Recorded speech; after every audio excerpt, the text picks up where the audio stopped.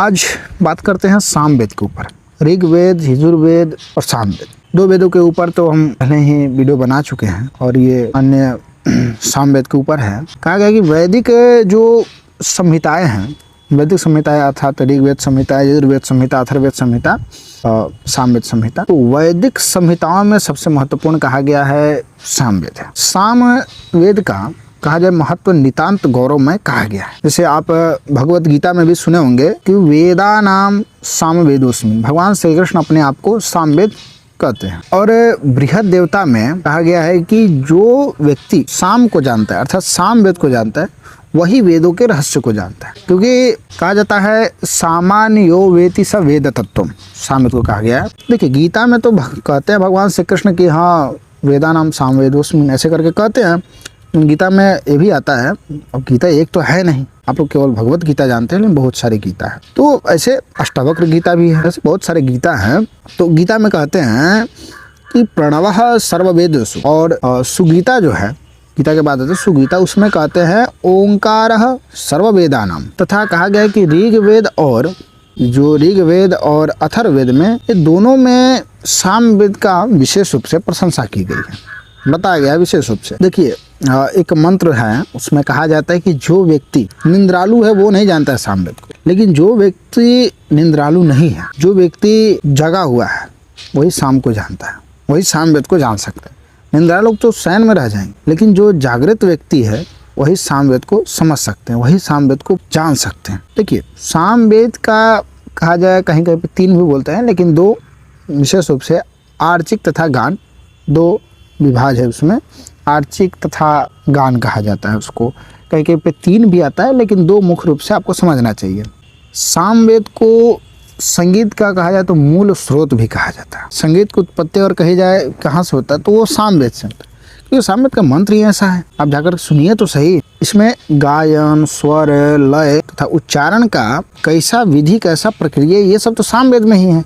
कैसे गाया जाता है, कैसे उच्चारण किया जाता है, कैसा लय चलता है, कैसा छंद, सब तो सामवेद से ही आ रहा है। भारतीय संस्कृति कहा जाए वोकल जो इंस्ट्रूमेंट है उसका जड़ें भी आपको सामवेद में मिलती है। सामवेद में 1875 मंत्र हैं, जिसमें ज़्यादातर मंत्र जो है ऋग्वेद से लिया गया है। यज्ञ के मंत्रों को किस धुन में कैसे गाया जाए, कैसे स्तुति किया जाए, ये सब जो है ना सामवेद से ही प्राप्त होता है। सामवेद में ऐसा उसका आधार मानिए एक तरफ से। सामवेद के जो स्वर हैं, सामवेद के जो गान हैं, उससे कहा जाता है मन, चित्त जो है ना ये स्थिर होता है।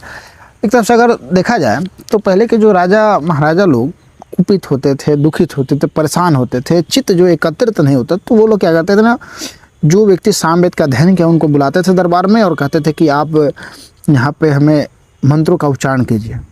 तो उनके स्वर से जो है ना मन जो है ना एक तरफ से कहा जाए वो स्थिर होता था। तो मन की शुद्धि के लिए सामवेद बहुत उच्चरित होता था। और सामवेद को कहा जाए इंडियन जो म्यूजिकल जो है, क्लासिकल, ये सब सबका जननी है, सबकी माता है सामवेद। स्वर, ग्राम, मूर्छना, ताल, नाद, ये सब जो है ना सब सामवेद से ही तो आ रहा है। लोग पढ़ेंगे नहीं, लेकिन यही तो फॉलो कर रहे हैं, यही तो रूल फॉलो कर रहे हैं। देखिए सामवेद जो है ना केवल संगीत ही नहीं, वो एक महत्वपूर्ण कहा जाए आध्यात्मिक जो ध्यान जो है ना ये सब का संगीत में। अब जैसे कोई व्यक्ति ध्यान में बैठा हो, उसको सामवेद की अगर वो स्वर विज्ञान ये सब जान रहा है तो कहीं से प्रकृति को अपने से जोड़े, उस सब का ज्ञान सामवेद से प्राप्त होता है। इसको कहा जाए कि एक तरफ से ये दर्शन है, एक तरफ से संगीत नहीं, सामवेद एक दर्शन के रूप में भी। ज़्यादातर सामवेद के जो मंत्र हैं वो योग और ध्यान इत्यादि में बहुत कारीगर होते हैं। और विशेष रूप से कहा जाए जो मानसिक तनाव से ग्रसित हो,